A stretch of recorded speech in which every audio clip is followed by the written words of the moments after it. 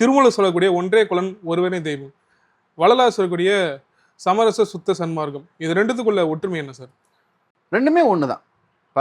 திருமூலர் ஒன்றே குலம் ஒருவனே தேவன்கிறது ஒரு பெரிய புரட்சி குரல். ஏன்னா அது ஏன் திருமூலர்கிட்ட இருந்து வந்ததுங்கிறத நீங்க பார்க்கணும். நான் எப்பவுமே சொல்வேன், நம்ம தமிழ் சமூகத்துல சித்தர்கள்னு ஒரு மரபு இருந்தது. அந்த சித்தர்களுடைய வேலையே என்னன்னா, எப்பெல்லாம் இந்த சொசைட்டி இம்பேலன்ஸ் ஆகுதோ, அது எதனாலனாலும் இம்பேலன்ஸ் ஆகும், கடவுள் பெயரால கூட இம்பேலன்ஸ் ஆகும். அப்படி ஆகும்போது நீ தப்பா போறேன்னு அந்த சமூகத்தை ஓங்கி அடிச்ச ஒரு கூட்டம் தான் சித்தர்கள் கூட்டம். அவங்க நம்மோட கலந்து கிடையாது, அவங்க தனியா இருந்தாங்க. ஆனா நம்ம தப்பா போறோன்னும் போது நம்ம கூட்டத்துக்குள்ள நம்மள ஒரு அடி அடிச்சுட்டு போவாங்க. இதுதான் அந்த சித்தர் மரபுக்கு இருந்த ஒரு பெரிய பெருமை. திருமூலர் யாருன்னு நினைக்கிறீங்க? நீங்க நாயன்மார்ல கொண்டு போய் வச்சிருக்கீங்க, இல்ல அவருடைய சாத்திர நூலாக நீங்க கருதுறீங்க. ஆனா அவர் நாயன்மாரோ சாத்திரத்தை எழுதியவரோ அல்ல. அடிப்படையில் அவர் ஒரு சித்தர். 18 சித்தர்கள்ல திருமூலர் ஒருத்தர். அப்ப அவர் அதை செய்யறாரு. எப்போ இந்த சொசைட்டி என்ன பண்ணுது, பல தெய்வங்கள் சிந்தை செய்வாரும். வள்ளலார் சொல்றாருல்ல, பல தெய்வங்கள் சிந்தை செய்வாரும். இப்ப என்ன ஆயிடுது பாருங்க, நீங்க ஒரு தெய்வம், நான் ஒரு தெய்வம், அவர் ஒரு தெய்வம், இவங்க ஒரு தெய்வம்னு தெய்வங்கள் பல சொல்ற வரைக்கும் பிரச்சனை இல்லை. சித்தர்கள் தூரம் பாக்குறாங்க, பரவாயில்ல, தப்பு இல்லை. அடுத்து என்னதான் சரி, உன் தெய்வம் பொய், இல்ல நம்ம 2 பேர் தெய்வமும் பொய்ங்கிறான், அவன் தான் சரிங்கிறான். இப்போ என்ன ஆயிப்போச்சு, தெய்வங்கள் பல சிந்தை செய்வார், அவர்களுக்குள்ள அடிச்சுக்க ஆரம்பிக்கிறாங்க. அப்பதான் திருமூலர் மாதிரி ஒரு சித்தர் சொல்றாரு, ஓங்கி ஒன்று அடிக்கிறாரு, ஒன்றே குலம் ஒருவனே தேவன். அப்ப அந்த குரல் அங்க தேவைப்படுது. எப்ப வருமோ அப்பதான் அந்த குலம், அந்த மாதிரி ஒரு குரல் வரும். பின்னாடி அப்படிதான் ஒருத்தர் வராரு, எல்லாரும் சாமியை விட்டுட்டான், கோயில்னு போறான், குளம்னு போறான். ஆனா அந்த கோயிலுக்கு குளத்துக்கு போறான், நீராடுறான், கோயிலுக்கு போறான், வரான். ஆனா அது உள்ள இருக்கிற சாமிய உள்ள அவன் பார்க்கவே இல்லை. அப்பதான் ஒரு சித்தர் வராரு, கோயிலாவதேதடா குளங்களாவதேதடா, கோயிலும் குளங்களும் கும்பிடும் குலாமாரி. இது வரைக்கும் போட்டீங்கன்னா கீழே ஈவே ராமசாமின்னு போட்டுடலாம், அப்படிதானே இருக்குது. ஆனா அவர் அப்படி சொல்லல. அடுத்த வரி என்ன சொல்றாரு பாருங்க, கோயிலும் மனத்துலே குளங்களும் மனத்துலே. அப்போ கோயிலுக்கு போகக்கூடாது, குளத்துக்கு போகக்கூடாதுங்கிறது இல்லைங்க கான்செப்ட். உனக்குள்ள கோயிலும் குளங்களும் பார்க்காம நீ வெளியில மட்டுமே போயிட்டு இருக்கியப்பா, சடங்குக்கே போயிட்டியப்பான்னும் போது ஒரு சித்தர் வராரு, அதை ஒரு அடி அடிக்கிறார். அப்போ அந்த சித்தர் மரபில் தான் திருமூலர் ஒன்றே குலம் ஒருவனே தேவன்னா, வள்ளலாரும் ஒரு சித்தர் தான். வள்ளலார் சித்தர் மரபிலும் சேர்க்கக்கூடியவர். நீங்க இன்னைக்கும் பாருங்க, சித்தர் வழிபாடு இருக்கிறவங்க எல்லாரும் முருகன்ல இருந்து அகத்தியர்ல இருந்து ஆரம்பிச்சா வள்ளலார் படமும் வச்சிருப்பாங்க. வள்ளலாரும் சித்தர் தான். வள்ளலார் நீங்க எதுலையுமே வைக்க முடியாது. நீங்க வள்ளலார் தூக்கிட்டு போய் துறவியில் வைப்பீங்களோ, புரட்சியாளர்ல வைப்பீங்களோ, இல்ல நீங்க சாமியார்ல வைப்பீங்களோ, இல்ல தமிழறிஞர்ல வைப்பீங்களா, இல்ல சித்தர்ல வைப்பீங்களான்னா அவர் எதுலயும் நீங்க வைக்க முடியாது. அதாவது ஃப்ரேமுகளே வராத ஒரு ஆள் தான் வள்ளலார்.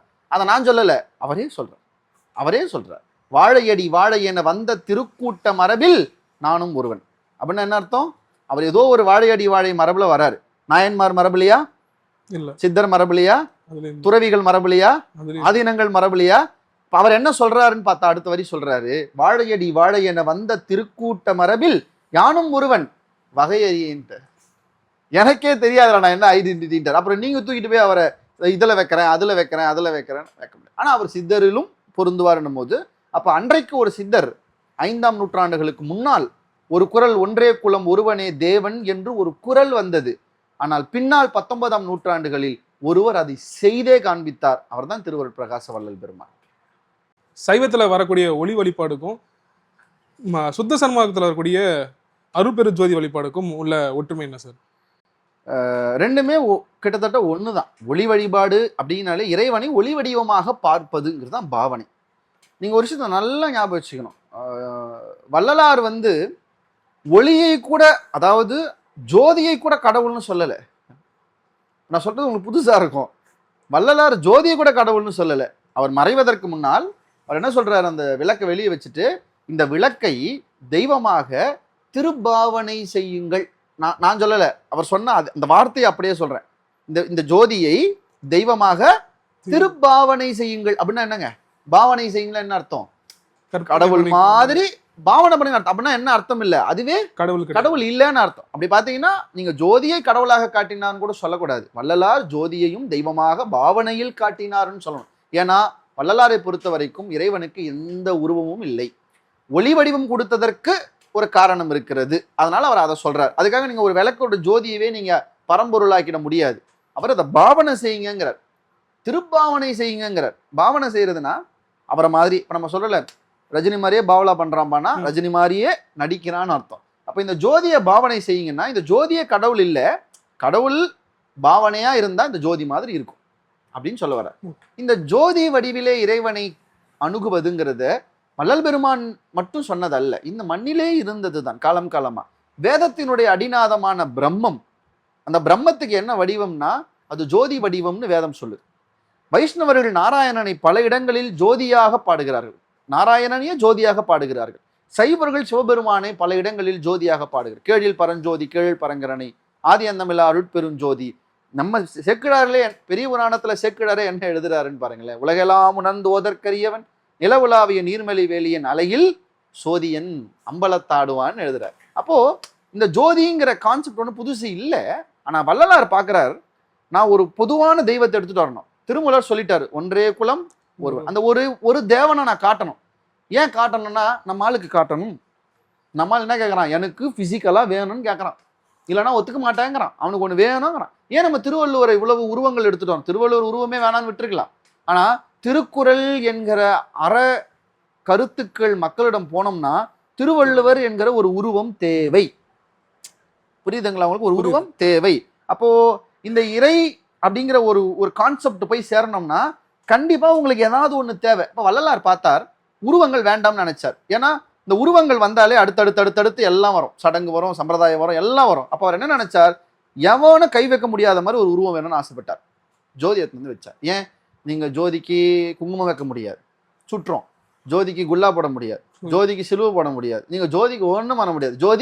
ஜோதி தான். அதனாலதான் அவர் அந்த ஜோதியை கொண்டு வந்து மையமாக வைத்து எல்லாருக்கும் பொதுவான ஒரு தெய்வம்னு காமிச்சார். நான் இன்னுமே உள்ள போறேன். நீங்க கிறிஸ்துவத்திலும் போனீங்கன்னா இயேசுநாதர் கடவுள் கிடையாது, அவருக்கு மேல பிதா இருக்கார். பிதாவை என்னன்னு சொல்றாங்க, ஒளி வடிவம் தான் சொல்றாங்க. இஸ்லாமியர்கள் ஒளி வடிவமாக இறைவனை வணங்குகிறார். அப்போ இந்த உலகத்தினுடைய எல்லா மதமும் அவர்களுடைய தெய்வம் என்று சொல்வதை ஒளி வடிவமாக சொல்லுகிறார்கள் என்றால் அந்த ஒளி வடிவத்தை ஜோதியாக காண்பித்தவர் தான் வள்ளலார். ஏன்னா அவருடைய நோக்கம் உலகத்திற்கு பொதுவான ஒரு தெய்வத்தை புதுசா கொண்டு வரணும்னு இல்லை, எல்லாரும் வழிபடக்கூடிய தெய்வத்துக்கு ஒரு பொது வடிவம் தரணும்னு ஆசைப்பட்டார். நல்லா புரிஞ்சுக்கோங்க, புதிய தெய்வத்தை வள்ளலார் கொடுக்கவில்லை, எல்லோரும் வழிபடுகிற தெய்வத்திற்கு ஒரு புதிய வடிவத்தை கொடுத்தார். இது ரெண்டுக்கும் வித்தியாசம் இருக்கு. சைவத்தை பல பேர் வந்து ஃபாலோ பண்றாங்க, ஏத்துக்கிறாங்க. சுத்த சன்மார்க்கத்தையும் ஏன் குறிப்பா சொன்னா வள்ளலாரையும் சிலர் ஏன் ஏத்துக்க மாட்டேங்கிறாங்க? அவங்க விருப்பம், அவங்க விருப்பம். இப்ப நான் அதுக்காக வைணவர்கள் ஏன் சைவர்களை ஏற்றுக்கொள்ளவில்லை, சமணர்கள் ஏன் சைவத்தை ஏற்றுக்கொள்ளவில்லை, நாத்திகர்கள் ஏன் கடவுளை ஏற்றுக்கொள்ளவில்லைன்னா நான் அடுத்தடுத்து கேள்வி கேட்க முடியாது. அதாவது நான் சாம்பார் சாப்பிட்றேன், அவன் ஏன் காரக்குழம்பு சாப்பிட்றான் அல்லது கேட்கக்கூடாது. அவனுக்கு காரக்குழம்பா சாப்பிட்டா வயிற்றுல இறங்குது, எனக்கு சாம்பாரா சாப்பிட்டா வயிற்றுல இறங்குது. அவனுக்கு சிவபெருமானா கும்பிட்டா அவனுக்கு போய் சேர்றான், இவர் அருட்பெருஞ்சோதியா போனா சரின்றான். இதுல நம்ம போய் இவங்க ஏன் ஏத்துக்கல அவங்க ஏன் ஏத்துக்கலங்கிறது பதில் சொல்ல. சார், நம்ம நிறைய ஒற்றுமையை பார்த்துருக்கோம். எங்க வந்து சைவமும் சுத்த சன்மார்க்கும் வித்தியாசப்படுது? சுத்த சன்மார்க்கம் அதனுடைய பல டெர்மினாலஜிஸ் ஆங்கிலத்தில் சொல்றோம் பாருங்க, இந்த கீவேர்ட்ஸ், பல சொற்கள் சைவத்தில் இருக்கிற சொற்கள் தான். அவன் நடராஜர்னு பாடுறாரு, இன்னைக்கு நடராஜர்னா அது வேறன்னு நம்ம சொன்னாலும், அது புருவங்களுக்கு நடுவிலே ஒளியாக ஆடுகின்ற ஆன்மான்னு சொன்னாலும் நீங்க அதுக்கு என்ன வேணாலும் பொருள் மாத்துங்க, ஆனா டெர்மினாலஜின்னு ஒன்று இருக்குதுல்ல, வெக்காபுலரி, சொற்கள் சைவத்திலிருந்து எடுத்த சொற்கள் தான். அருட்பெருஞ்சோதியே சைவத்திலிருந்து எடுத்த சொல் தான், இல்லைன்னு ஒத்துக்க முடியாது. புரியுதுங்களா? அருட்பெருஞ்சோதி அதுல இருந்து எடுத்த சொல் தான். அவர் அகவல் எழுதினார், அகவல் முனிவாசகர் எழுதிய அகவல் தான். அவர் சொல்லுகிற நடராஜர், அவர் சொல்லுகிற அந்த வள்ளி, அவர் சொல்லுகிற பல சொற்கள் எல்லாமே எங்கிருந்து எடுத்ததுன்னா சைவத்திலிருந்து எடுத்த சொல் தான். ஆனா எங்க அவர் சைவத்திலிருந்து இன்னும் டீவியேட் ஆகிறாரு அப்படின்னா, சில சொற்கள் சைவத்திலே இல்லாத சொற்களை வள்ளல் பெருமான் கையாளுகிறார். ஏமசித்தி, சாகா கல்வி, தத்துவ நிக்கிரகம் செய்தல், கடவுள் நிலை அறிந்து அம்மயமாதல், இந்த நாளும் வள்ளலார் சொல்லுகிற 4 புருஷார்த்தங்கள். இந்த புருஷார்த்தங்கள்ங்கிற கான்செப்டே சைவத்துல கிடையாது. அப்ப இதுதான் அவர் அங்கிருந்து மாறுறதுன்னு நான் சொல்லுவார். இந்த சொற்களுமே சைவ சித்தாந்தத்துல கூட கிடையாது, இந்த சொற்கள்லாம் கிடையாது. சைவம் முக்தியோடு முடிகிறது, நம்மளுடைய சுத்த சன்மார்க்கம் சித்தி வரைக்கும் போகுது. இந்த சித்தி நிலைங்கிறத நம்ம இங்க அக்செப்ட் பண்றது இல்லை. அக்செப்ட் பண்றது இல்லைன்னா அதை பத்தி பேசுது, நம்ம முக்தி நிலையோட முடிச்சிடறோம். ஆனா இவர் என்ன செய்யறாருன்னா முக்திக்கு அடுத்து சித்தி நிலைக்கு எடுத்துட்டு போறாரு. புரியுதுங்களா? ஆனா அதே வள்ளலார் சொல்றார், சித்திக்கு முத்தி வேண்டுங்கிறார். அப்ப நீ முத்தியை அடையாம சித்திக்கு போக முடியாதுன்னு சொல்றாரு. அப்ப முக்தியை அவர் இல்ல வேணான்னு சொல்லல. இப்ப இது இங்கிருந்து இவர் மாறுபடுகிற ஒரு முக்கியமான இடம்னா இந்த 4 புருஷார்த்தங்கள் நமக்கு சைவத்துல கிடையாது. ஆனா இவர் சொல்றார். அதே மாதிரி சைவம் வந்து இறைவனோடு இரண்டரை கலப்பதுன்னு தான் உண்டு. இரண்டரை கலக்கிறதுனா இந்த ஆன்மா போய் கடவுளோட 2 அரை கலக்கும். அப்படின்னு என்ன அர்த்தம்னா 2ஆ இல்லாம 1ஆகும். ஆனா 2 தனித்தனி தான். எந்த நேரத்திலயும் நான் கடவுள் ஆயிட முடியாது. கடவுளோட கலக்க தான் முடியும். ஆனா வள்ளலாருடைய சுத்த சன்மார்க்கம் என்ன சொல்லுதுன்னா, கடவுள் நிலை அறிந்து அம்மையம் ஆதல் சொல்லுது. சிவனாவே நீ ஆவலாம்பான்னு சொல்லுது. இது வந்து நம்ம சைவம் சொல்றது அல்ல. இந்த 5 பஞ்சகிருத்தியங்கள்னு சொல்றோம். படைத்தல், காத்தல், ஒடுக்குதல், மறைத்தல், அழித்தல். இந்த 5ஐயும் சிவபெருமான் வந்து கர்த்தாமூர்த்திகளை வச்சு செய்கிறார். சைவத்துல யாரும் இந்த 5 வாங்கினவங்க கிடையாது. நம்ம சைவத்துல பார்த்த எந்த பெரியவர்களும் இறைவனிடமிருந்து இந்த 5 நான் பெற்றேன் அப்படின்னு யாருமே சொன்னது கிடையாது. ஆனா வள்ளலார் என்ன சொல்றாரு, 5 பெற்றேன், அரசாட்சி தந்தனன், செங்கோல் தந்தனன் அப்படின்னு ஒரு பாடுறார். அப்ப இந்த கான்செப்ட் சைவத்துல இல்ல, சன்மார்க்கத்துல புதுசார். இப்ப என்னன்னா இந்த 2த்தையும் நான் படித்தவரை எனக்கு ரொம்ப வேறுபட்டு தெரிந்த விஷயங்கள் அப்படின்னா இந்த விஷயங்கள் மட்டும்தான். சைவத்திலிருந்து சுத்த சன்மார்க்கம் கொஞ்சம் வேறுபடுது அப்படின்னு பார்க்கலாம். சார், ஆறுமுக நாவலர் வந்து திருவருப்பாவை மறுப்பா அப்படின்னு சொல்லிட்டு விமர்சனம் பண்றாரு. அதுக்கு பின்னணி உள்ள காரணம் என்ன சார்? அதாவது நாவலர் ஆறுமுகம் அப்படின்னு யாழ்ப்பாணத்தில் இருக்கிற ஒரு நல்ல சைவ பேரறிஞர், அதுல நம்ம மாற்று கருத்து கிடையாது. அவர் வந்து வள்ளலாரை மட்டும் இல்லை, நீங்க அவர் காலத்துல நின்று பார்த்தீங்கன்னா இங்க இருக்கிற எல்லாரையும் போட்டு உடைச்சார். அவர் வந்து ரொம்ப கடுமையான ஒரு மனிதர், ரொம்ப நேரா எதிர்க்கிற ஒரு மனிதர் தான். அவர் வந்து வள்ளலாரை வந்து ஏத்துக்கல. அவர் ஏன் ஏத்துக்கலன்னா, அவங்க அருட்பான்னு பேர் வச்சதை அவரால் ஏத்துக்க முடியல. ஒண்ணு, அவங்க இந்த அருட்பாவை திருமுறையா பகுக்கிறாங்க. இப்ப நம்ம 6 திருமுறை இன்னைக்கு இருக்குது. ஆனா வள்ளலார் இருந்தப்போ 6 திருமுறை வெளியாகல, 4 திருமுறை தான் வெளியாச்சு. அவர் ஜோதியானதுக்கு பிறகுதான் மற்ற 2 திருமுறைகள் வந்தது. அப்ப இந்த 4 திருமுறைக்கு திருமுறைன்னு பேரு. நல்லா ஞாபகம் வச்சுக்கோங்க, இதை வள்ளலார் வைக்கல. அருட்பாங்கிற பேரு வள்ளலார் வைக்கல. அவங்க சீடர்கள் அதை மதிப்போட அன்போட அதை அந்த மாதிரி வச்சாங்க. இதை நாவலர் ஈழத்திலிருந்து எதிர்க்கிறார், அங்கிருந்து எதிர்ப்பு கொடுக்குறார். என்னன்னு, நீ திருமுறைன்னு இதை சொல்லக்கூடாது, திருமுறைனாலே அது 12 திருமுறைகள் தான், இது கிடையாது அப்படின்னு எதிர்க்கிறார். அருட்பானாலே அது தேவாரம் திருவாசகம் தான் அருட்பா, இது அருட்பா கிடையாது அப்படின்னு அவர் சொல்றார். என்னோட கேள்வி என்னன்னா, இதை அருட்பா என்றோ இதை திருமுறை என்றோ இவர்கள் எப்படி சொல்லக்கூடாதுங்கிறது அவர் சரியான வாதமோ, இது இல்லை என்று சொல்வதற்கு அவருக்கு அதுக்கு ரைட்ஸ் கிடையாதுங்கிறது எங்களுடைய வாதம். இதுதான் சொல்றதுக்கு நமக்கு இல்லை, காலம் தீர்மானிக்கும். காலம் தீர்மானிக்குதுன்னா கடவுள் தீர்மானிக்கணும்னு அர்த்தம். இன்றைக்கு 2026 திருவருட்பா தான், மருட்பா அல்ல. இன்றும் திருமுறை தான், அது இல்லைன்னு இல்லை. அப்ப இந்த 2026 நாவலர் தோற்று போகிறார், வள்ளல் பெருமான் ஜெயிக்கிறார். கடவுள் கொண்டு வந்து அதை தான் நிறுத்தி வச்சிருக்கிறார். நான் இன்னும் கொஞ்சம் உள்ள போய் சொல்றேன். திருமுறைன்னு வைக்கக்கூடாதுங்கிறது இல்லை. முறைனா பகுப்புன்னு அர்த்தம். தெய்வத்தோட சேர்த்து திருமுறைன்னு பிரிக்கிறோம். இப்போ 12 திருமுறை ஆரம்பத்துல இருந்தே 12 திருமுறையா? கிடையாது. நம்பியாண்டா நம்பி தான் தொகுகிறார். ராஜராஜன் தொகுக்க சொல்றார், நம்பியாண்டா நம்பி தொகுகிறார். நம்பியாண்டா நம்பி தொகுக்கும் போதே 12 திருமுறை கிடையாது, வெறும் தேவார பாடல்களையும் திருவாசகத்தை மட்டும் தான் சேர்க்கிறார். பின்னாடிதான் நம்பியாண்டா நம்பி எழுதின பாட்டையும் சேர்க்கிறாங்க. எப்பயோ சங்க இலக்கியத்துல எழுதின திருமுருகாற்றுப்படையை சேர்க்கிறாங்க, காரைக்கால் அம்மையார் எழுதின பாட்டை சேர்க்கிறாங்க, திருமூலர் எழுதினதை சேர்க்கிறாங்க. எது வரைக்கும் எடுத்துட்டு வராங்க? 9 எடுத்துட்டு வராங்க, 10 எடுத்துட்டு வராங்க, 11 எடுத்துட்டு வராங்க. 11 திருமுறை வரைக்கும் இருந்த காலம் உண்டு. சேக்கிழார் பெரிய புராணம் எழுதினதுக்கு அப்புறம் தூக்கி 12. நான் கேட்கிறேன், அப்ப சேக்கிழார் காலத்துல யாராவது வந்து எதுக்கு இவரை நீங்க திருமுறையில சேர்த்தீங்கன்னு கேட்டா நியாயமா இருக்குமா? 11ஆம் திருமுறை காலத்துல வந்து இதையும் சேர்த்தீங்கன்னு கேட்டா நியாயமா இருக்கு? அப்போ இந்த சைவ நம்ம சமய மரபிலே திருமுறை என்றாலே 12 என்று இருந்தது அல்ல. அது முதல்ல நம்பியாண்ட நம்பி தொகுக்கும் போது அப்படி இல்லை. காலம் ஆக ஆக ஆக சேக்கிழார் வரைக்கும் அது 12 ஆச்சு. சேக்கிழாருக்கு அப்புறம் நம்ம எதையும் உள்ள சேர்க்கல.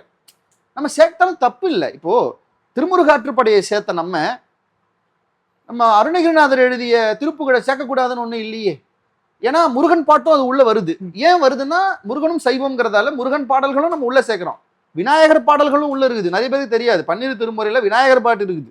9ஆம் திருமுறையும் 11ஆம் திருமுறையும் கலவையான பாடல் தொகுப்பு. அது வெவ்வேறு காலங்களில் வாழ்ந்தவங்களுடைய பாடல் தொகுப்பு. அது நான் என்ன கேட்கிறேன், என் சமகாலத்திலே ஒருவன் வாழ்ந்தார் என்பதற்காகவும் என் சமகாலத்திலே ஒருவர் அருளோடு எழுதினார் என்பதற்காகவும் நான் அதை சேர்த்துக்க மாட்டேன்னு சொன்னா, அப்ப அதை மாதிரி சேக்கிழார் காலத்துல சொல்லியிருந்தா, நம்பியாண்டா நம்பி காலத்துல சொல்லியிருந்தா, அப்ப நம்ம அதை அப்படி நான் சொல்றது நான் ஒத்துக்கிறது இல்லை. இன்னொன்னு, இப்ப நம்ம வள்ளலார பாட்டை தூக்கிட்டு போய் திருமுறையில சேர்த்தாதான் தப்பு. இவங்க இதுக்கு தனியா ஒரு பேர் திருவருட்பான்னு வைக்கிறாங்க, இதுக்கு திருமுறைன்னு வைக்கிறாங்க. இதுக்கு வள்ளலாருக்கு சம்மதமான இல்லை. பாருங்க, அந்த புக்கு வெளியாகுது, என்ன பேர் வைக்கிறாங்க? திருவருட்பிரகாச வள்ளலார் எனும் ராமலிங்க அடிகள் அப்படின்னு புக்கு காமிக்கிறாங்க. பார்த்த உடனே வள்ளலாருக்கு கோவம் வருது. அவர் கேட்கிறாரு, யாரை கேட்டு இப்படி பேர் போட்டீங்க? தாம் பேரை கூட இன்னைக்கு காலில் விழுறது, கோஷம் போடுறது, அந்த மாதிரியான ஒரு துறவி அல்ல வள்ளலார். அவருக்கு அந்த திருவருட்பிரகாசன் எனக்கு ஏன் பேர் வச்சிங்கன்னு கேட்கிறார். எனக்கு ஏன் அந்த பேர் வச்சிங்க? அப்ப அவர் என்ன எழுதுறாரு பார்த்துட்டு ஒரு நிமிஷம் கழிச்சு, சரி கரெக்டாக தான் போட்டிருக்கீங்க. என்ன? திருவருட்பிரகாசம் யார் என்னும் ராமலிங்க அடிகள். திருவருட்பிரகாசம் என்கிற கடவுளை யாருன்னு கேட்கிற அற்பம்பா இந்த ராமலிங்க அடிகள்னா, அந்த பேரை கூட தன்னை தாழ்த்தி கொள்ளுகிற ஒரு உத்தமரை பார்த்து அவ்வளவு பெரிய விமர்சனம் வைத்ததை இன்றைக்கு காலம் ஒருபோதும் மன்னிக்காது. நம்ம ஒரு வரலாறை பார்க்கணும். ஏன் வள்ளலாருக்கும் ஆறுமுக நாவலருக்கும் ஒரு பெரிய சண்டைனா, இந்த அருட்பா மருட்பா கண்டன திரட்டுன்னு சொல்லி ஒரு புக்கே நம்மளுடைய பா சரவணன் போட்டிருக்காரு. அதில் நான் ஒரு விஷயத்த சொல்றேன். நான் நினைக்கிறேன் இந்த சண்டைக்கு பின்னாடி இருக்கிற விஷயம் என்னன்னா, இது ஒரு ஜியோகிராபிக்கல் பாலிடிக்ஸ் அப்படின்னு நான் நினைக்கிறேன். ஏன்னா ரொம்ப காலமாவே இந்த ஈழத்தில் இருக்கிற தமிழறிஞர்களுக்கும் தமிழகத்தின் தமிழறிஞர்களுக்கும் ஒரு பெரிய முரண் இருந்துகிட்டே தான் இருந்தது. நல்ல கவனி, எப்பத்துல இருந்து வள்ளலாரை இவங்க ரொம்ப எதிர்க்க ஆரம்பிச்சாங்கிற ரியாலிட்டி யாரும் வெளியே சொன்னது கிடையாது. இப்ப நான் சொல்றேன் ஏன் எதிர்க்க ஆரம்பிச்சாங்கன்னு. ஆறுமுக நாவலர் ஈழத்தில் இருக்கிறார்.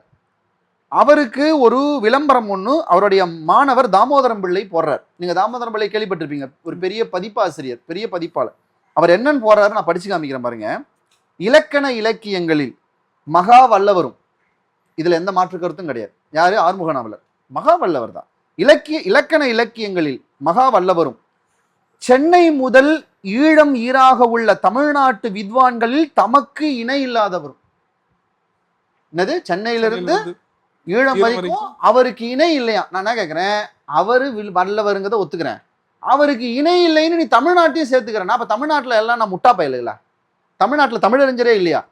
இந்த விளம்பரத்துக்கு தமிழ்நாட்டில் இருந்து ஒரே ஒரு குரல் தான் எதிர்ப்பு குரல் வந்தது. அது வள்ளலாருடைய சீடர்கள் குரல். வள்ளலார் சீடர்கள் அப்பயும் என் வள்ளலார் இருக்கிறாரேன்னு சொல்ல வரல.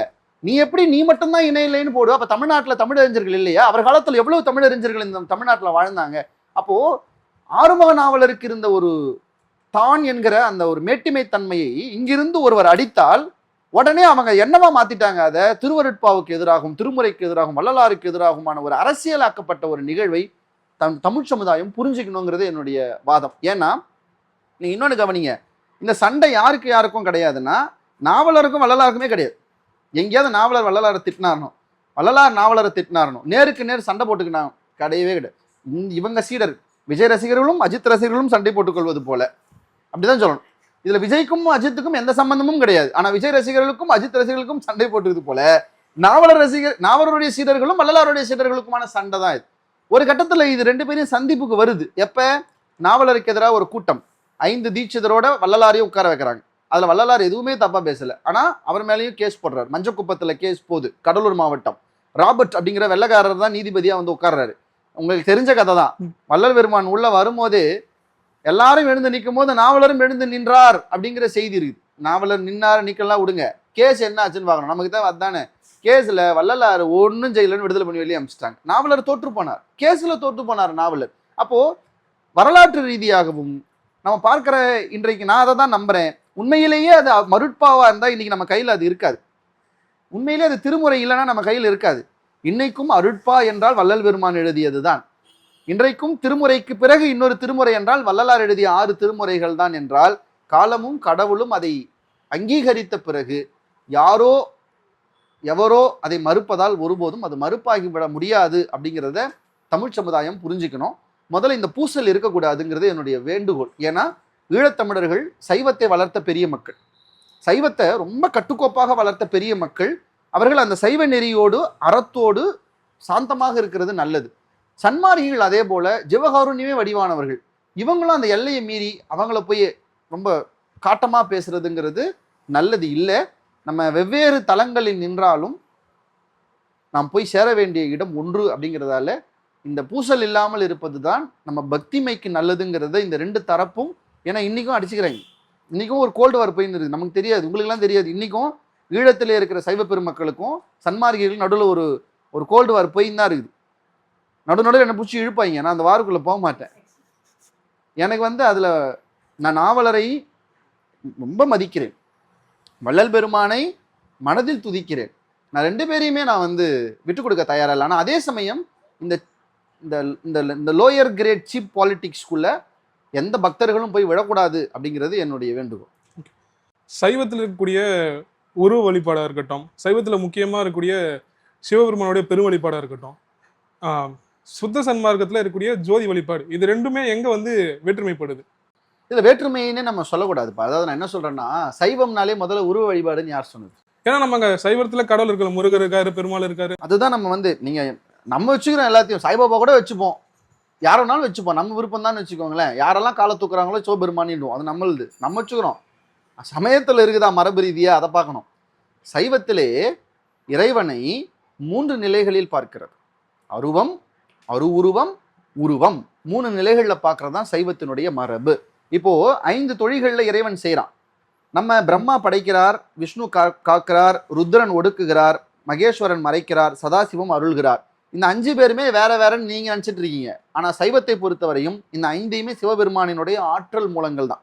விஷ்ணு நீங்க சொன்னாலும் அது சிவன் தான், பிரம்மான்னு சொன்னாலும் அது சிவன் தான், மகேஸ்வரனாலும் சிவன் தான், சதாசிவனாலும் சிவன் தான். சிவபெருமான் நேரா வந்து இதை செய்யாம, சிவபெருமான் தன்னுடைய சக்தி, அந்த சக்தி ஆதிசக்தியாக வருகிறது. அந்த ஆதிசக்தி இச்சா கிரியா ஞான 3ஆ பிரியுது. இந்த 3 நிலைகள்ல இருந்து இந்த 5 வருது. இந்த 5 இதை செய்யுது. இதுதான் சித்தாந்தம் சொல்றது. சித்தாந்தமே என்ன சொல்லுது பாருங்க, இந்த 5 கர்த்தாமூர்த்திக்கு தான் உருவம் இருக்குது. சதாசிவத்துக்கு அடுத்து ஒருத்தர் இருக்கிறாருல்ல, ஸ்ரீகண்டம் ருத்ரமூர்த்தி வரைக்கும் தான் உருவம் இருக்குது.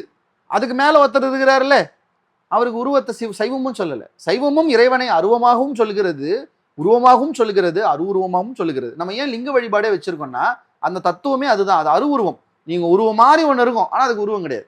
லிங்கத்துக்கு என்ன சொல்லுவீங்க, உருவம் மாதிரி இருக்கும், அது உருவம். அதுவே ஒரு அருவுருவ கான்செப்ட் தான். இப்போ அப்ப சைவம் வந்து இது 3த்தையும் ஏத்துக்குது. உருவத்தையும் ஏத்துக்குது, அருவுருவத்தையும் ஏத்துக்குது, அருவத்தையும் ஏத்துக்குது. இது ஒரு படிநிலைன்னு வைக்குது. நீ முதல்ல உருவத்தை பாரு, அப்புறமா அதை அருவுருவமா பார்க்க முயற்சி பண்ணு, அப்புறம் மொத்தமா அருவமாக்கிக்கும். இது படிநிலை. வள்ளலார் என்ன செய்யறார், இது எதுவும் வேணாம், நேரா அவரு அருவத்துக்கு போறார். அப்ப சைவத்துல அருவம் இல்லைன்னு இல்லை, சைவத்திலும் அருவம் உண்டு.